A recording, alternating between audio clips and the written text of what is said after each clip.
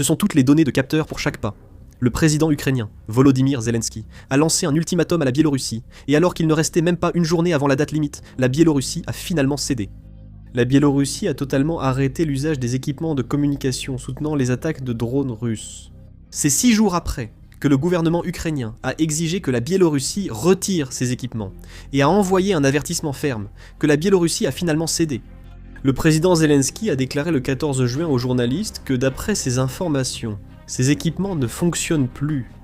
Cependant, il a ajouté qu'il n'a pas encore été confirmé si les équipements ont été complètement démontés, ou si leur fonctionnement a simplement été temporairement suspendu. Il a précisé que seul le non-fonctionnement de ces équipements est confirmé. Le gouvernement ukrainien avait déclaré que des relais de communication en Biélorussie soutenaient l'usage de drones par l'armée russe.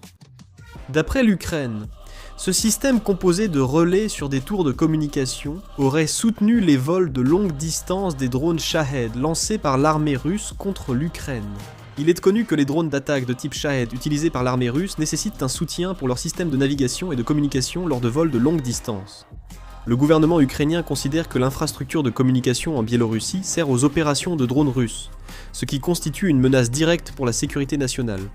La Biélorussie a suspendu l'exploitation sous la pression de l'Ukraine. Le 24 juin, Andriy Demchenko, porte-parole des gardes-frontières ukrainiens, a indiqué que le nombre de drones d'attaque russes entrant dans la région nord de Tchernihiv avait baissé.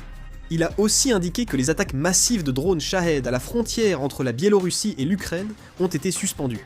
L'affaire retient l'attention à cause des liens forts entre la Biélorussie et la Russie.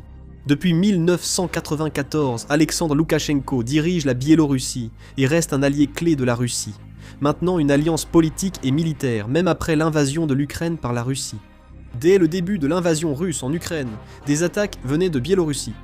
En réponse à l'avertissement de Zelensky, la Russie a réagi vivement.